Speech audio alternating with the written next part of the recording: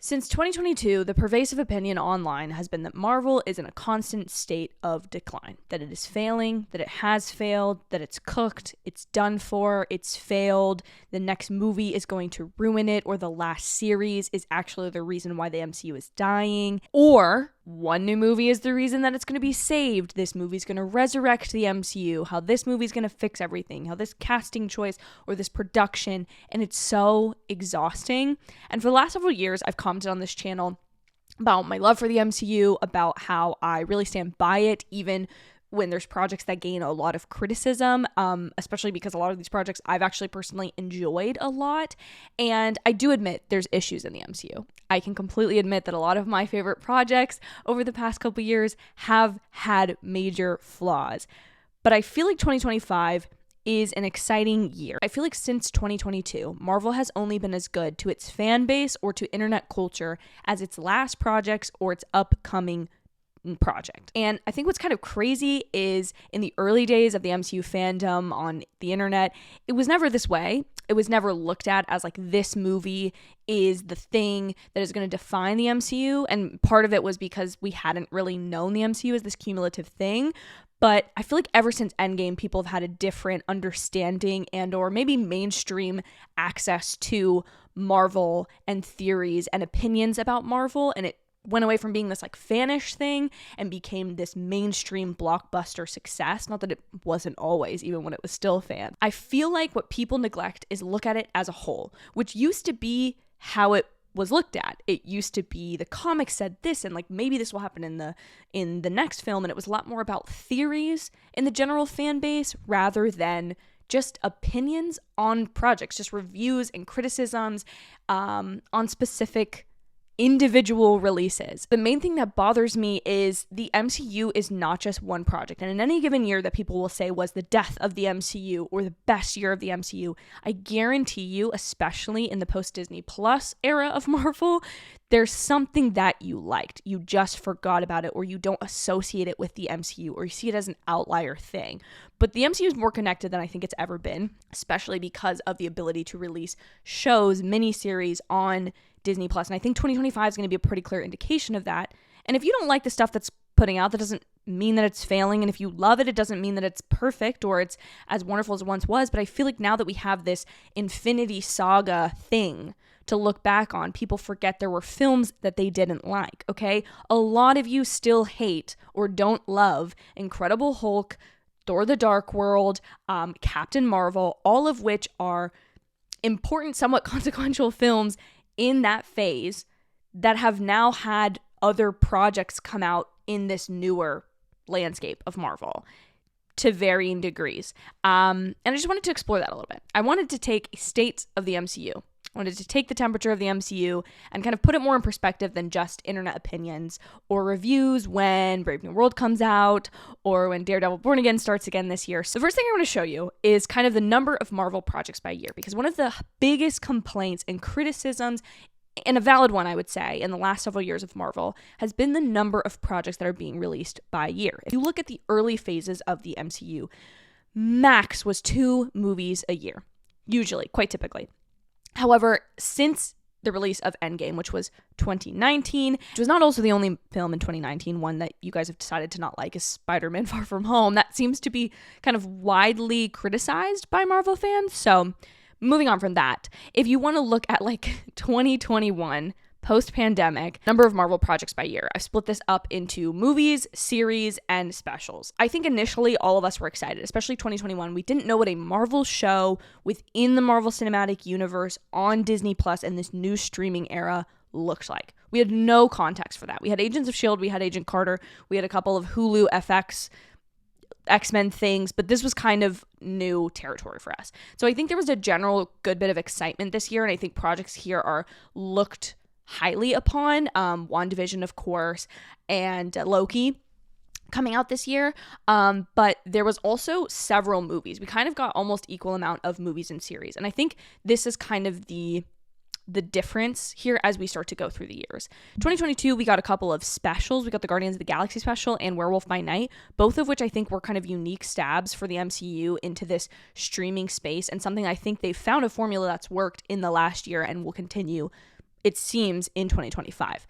Over the course of the years, the projects have gotten cut down. And this is where I think in a year like 2023, when you have an equal amount of movies and series, it's really riding on what people like. So in 2023, we had Ant-Man and the Wasp: Quantumania, Guardians of the Galaxy Volume 3, we got Secret Invasion, Loki Season 2, The Marvels, and What If Season 2. So I feel like if you look at a year like this, right, this is kind of, I think, peak Marvel is dying, Marvel is dead, because in 2022, yes, we admitted that things were being figured out, but 2023 was the year where people had kind of said, like, okay, some of these projects aren't working. A lot of people didn't love Miss Marvel or She-Hulk, and they were kind of questioning what was the state of the MCU. Are these shows actually important when they're not super well received and these characters aren't showing up again in movies?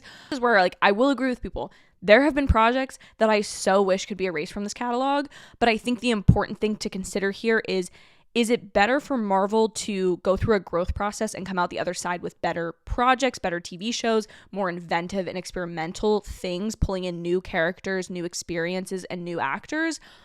Or should they just have left things to not ruin the legacy? And that's, I feel like, where a lot of people come from with this ruination prospect, is like a lot of people are nervous for Daredevil Born Again, despite their excitement, because they feel like Daredevil is such a special, perfect thing, and they don't want it to be ruined. But I would argue that you kind of always have, like, the Infinity Saga. You could separate those films out if you so wanted and just say, this is perfect. Or you could look at phase 1 of the MCU or phase 2 and go, this is perfect, right? Like, you could isolate any category of MCU stuff and go, this is perfect.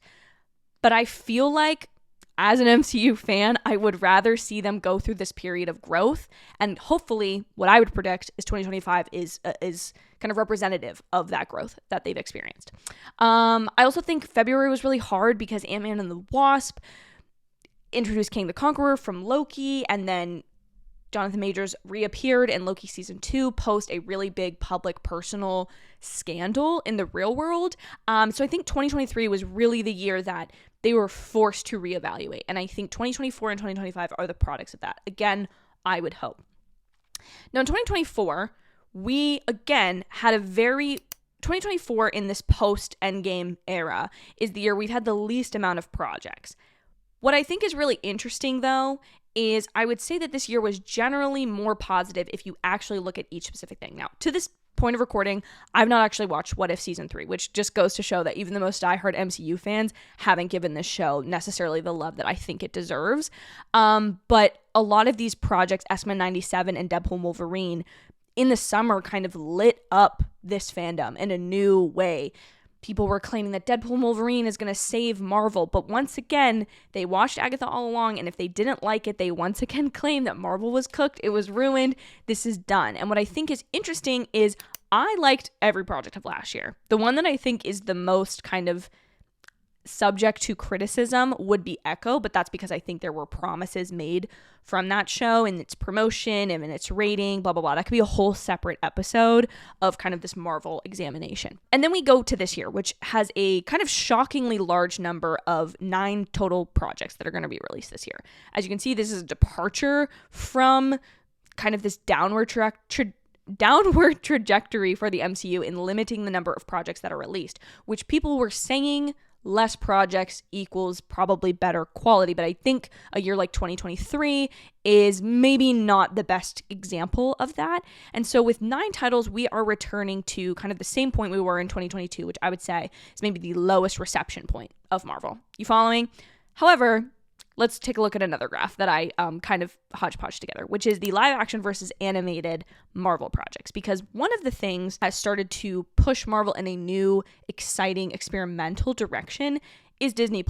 There's different things that you can do on a streaming service than what you could release just theatrically or potentially on a linear or cable network like ABC Family back in the day, now Freeform, or on FX or something like that. And what's interesting to me is that we are, yes, getting the same number of projects as in 2021, but there are much more animated pieces of content that are coming out than that year. Why is this relevant? Why is this important, you're asking? Let me tell you. I think to some degree, people, when they talk about the superhero burnout and multiverse, like exasperation or feeling like there's just so many superhero things now that didn't exist pre-Endgame, is that they almost look like everything needs to look and feel and have the same level of weight in the industry or in entertainment. And I think to some degree, although I think this is a shame, some of the animated projects are kind of given a little bit, like they find their people more, is what I'm trying to say, and they find their fan base more. I also think that maybe, yes, even if it's exciting to have, say, a character like Falcon show up both in a live action movie this year and potentially in an animated project later down the line, you're still getting 2 iterations of that character, but you're not necessarily seeing Anthony Mackie's face twice. And that has like a win-win effect, because part of what I want to talk about is how I think 2025 is a really big return to the bigger problem Marvel had. It wasn't the number of projects. It wasn't having more shows than movies. It wasn't pushing things or introducing new characters. It was the fact that when you introduce a new character that people love, people want more of that character as soon as possible. And unfortunately, actors are busy. They're real people, and their real face has to show up in multiple different places. But with an animated project, like What If, like Marvel Zombies later this year, you can have the same actor potentially have more flexibility with their time, because recording lines to an animated series that, yes, takes a lot of time to produce, that is a smaller fraction of their time recording a few lines versus being the main starring role. And so what I think is interesting is animation in 2025 specifically is not only allowing more maybe slack with audiences that, okay, I'll watch more projects because they feel inherently different because they're in 2 different mediums, or one is coming out on a mini-series format. It's not a 12 episode or 9 episode animated show the same way that like Wonder Man or Daredevil Born Again will be. There's key differences that Marvel is exploiting with these shows, with these animated series, that I don't know why they didn't tap into earlier, but I think they've really found their footing here. Additionally, it is allowed for certain characters who, again, have been introduced in this post-Phase 3, post-Endgame era of Marvel, who have become beloved. I'm talking Shang-Chi. I'm talking Kamala Khan. I'm talking Kate Bishop. Characters, Yelena Belova. Characters that have really, really resonated with audiences, maybe because of their actors, maybe just because of the movies they're in, who have not gotten true like sequel projects. I watched this really great video today that Nando Critic did that I really urge you all to watch after this one, because I think he probably says a lot of these things in a more interesting and concise way than I am currently. But he talked about the fact that character like Anthony Mackie, Sam Wilson, aka Falcon, aka the new Captain America. He first appeared in Winter Soldier in 2014. He then made a cameo in Ant-Man. He cameoed in Age of Ultron, and then appeared as a main Avengers team member in Captain America Civil War. And that is 4 times that the character appeared, albeit maybe only for a minute, but appeared in a 2-year span. You take a character like Shang-Chi, Simu Liu, who's one of the most beloved actors who has joined the MCU post-Endgame, who people are desperate for a second film of, are constantly wondering when he's going to show up again, has still only been in 1 movie since 2021. The problem has never been too many projects. It's having too many projects where people do not get to connect and resonate with your characters.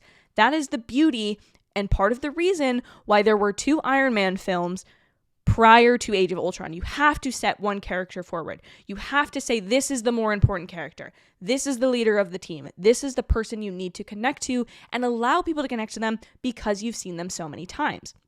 It's the same thing with the post-credits. You need to have payoff or else they don't matter as much. There's no point in sitting through credits to watch a post-credit scene if it's going to introduce a brand new character who we are not going to see for potentially 5 years, who's not a big bad, who is a sidekick character or next villain in a franchise within the larger MCU. And you can't keep doing that. And so what I think is exciting about 2025 is there's potential for more of this payoff. For example, we have Captain America Brave New World is bringing back the character of Sam Wilson as Captain America. While Sam Wilson has only been around since Phase 2, he's been one of the more permanent staples in the MCU, a fan favorite character, and now taking on the mantle of one of the quote-unquote head Avengers, original 6 Avengers. We also have Bucky, who has literally been here since Phase 1, returning in Thunderbolts, potentially, hopefully, Brave New World as well, but we won't know until February 14th. Thunderbolts is a great also example of bringing back beloved characters. Yelena Belova will be back, and some of these characters also have the opportunity to return in some of the animated projects like Marvel Zombies, which is kind of also a payoff of having those same actors come back, voice their characters, see the return, see the storyline continue, but really cement them as fan favorites. I also think from what I've seen from concept art in that Nando critic video of Marvel Zombies, we're going to see Kamala Khan again. We're going to see Kate Bishop. So it seems like Marvel's realized the missing formula, right? Like part of the reason people were so excited for Matt Murdock is not just him in the MCU, which is very exciting, but now he's appeared in 4 projects, okay? That means something to people. Do you not understand what I'm trying to say? Is like the issue has never been the lead character, has never been having too many of these shows or having too many movies. While yes, there's been writing issues, yes, there's been length and pacing issues in a lot of these things, yes, there's been questions as to what the kind of interconnectedness of these things are. The key to fixing all of that is having characters reappear more than once. So you're probably hearing me say this and going, it kind of sounds like you are admitting that there's something wrong with the MCU. But what I'm really saying is it's not failing, it's going through a growth period. And they tried something different for a couple of years, introducing way too many characters, in my opinion, too fast without giving people a connection to them. And if somebody rubs you the wrong way the first time you see them and then you don't see them for 4 more years, you're just going to say when that next project comes out, I'm not interested. I.e., I think, in my opinion, the Marvels coming out in 2023, people didn't really love Miss Marvel or didn't watch because at that point in time, they were maybe not interested in caring about this 15-year-old girl, new superhero who has only shown up in now 2 projects, despite, I think, now kind of after the Marvels becoming a fan favorite. I also think another great thing for this year is the feeling of groundedness that the MCU has. Now, with the exception of, I don't know what Wonder Man is going to entail, although it does look more grounded from kind of our sneak previews, and obviously Fantastic Four. But the rest of the MCU at this point, that for what 2025 is presenting as the MCU, we have a pretty grounded situation. Like, with the exception of Fantastic Four, I don't know that any of these are going to take place in space. They're all in our Earth, a little bit more scaled back. We have Captain America Brave New World, which is very much being promoted in the same vein as Winter Soldier, of that feeling of a spy political intrigue thriller rather than a superhero movie. We have Daredevil Born Again, which Daredevil and the Netflix kind of Defenders shows, specifically Daredevil though, feels like a very grounded character. And while like Your Friendly Neighborhood Spider-Man might not be something you look at as like this gritty, raw side of Marvel, it is more grounded. Like it is a character, a Peter Parker living in New York City, doing Your Friendly, like the name itself is giving grounded. So where does this all leave us? I guess something feels different to me about this year. And again, I am not one of the people who has said in the past that Marvel is dying, that we need to hop off the Marvel ship. I have been, if you want to say, going down with it. Whatever direction Marvel chooses to go, I like the format. I like the interconnected world. I love certain characters so much that as long as they are still around, I will continue to be there. And luckily for me, Marvel has introduced characters that I've related to more than even past characters, like Kamala Khan and Kate Bishop. I love them. Their fangirlness is what I would have killed to have in the MCU as a 12-year-old girl watching these movies. But I also think it's kind of the outside ring of the MCU, of these characters and the actors more so that people have fallen in love with over the years. Specifically, the reaction to Anthony Mackie and Sebastian Stan celebrating Sebastian Stan's recent Golden Globes win, Tom Holland and Zendaya getting engaged this year, and Andrew Garfield, although that's a little bit of a stretch, still being so beloved and having such a core connection to people, I think because of how much people do love his Spider-Man. There's something about seeing these actors and these characters that people are really excited by. And I think a film that's really indicative of that actually is Fantastic Four. Even though none of those actors have been in the MCU to date, they're all pretty beloved. Like, I personally love Eben Moss-Backrack and Pedro Pascal enough for literally every other fan of the MCU. Like, nobody else needs to love them because of how much I love them. It's just at that level. But these are actors that are really talented, who people are really excited to see enter this world.